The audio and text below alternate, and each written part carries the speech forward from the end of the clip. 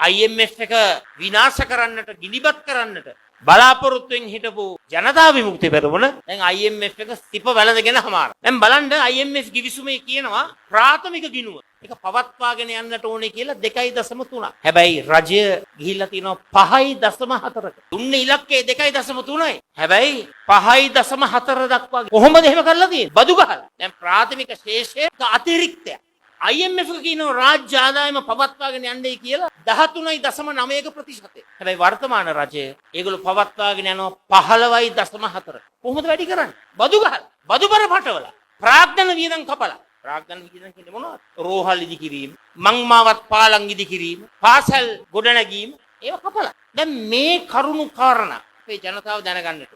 ඔබ දන්නවද ජනසංඛ්‍යා ලේඛන දෙපාර්තමේන්තුව කියන ආකාරයට එක පුද්ගලයෙකුට දින 30ක් ජීවත් වෙන්න රුපියල් 17117ක් ප්‍රමාණවත් කියලා. ඔබ දන්නවද?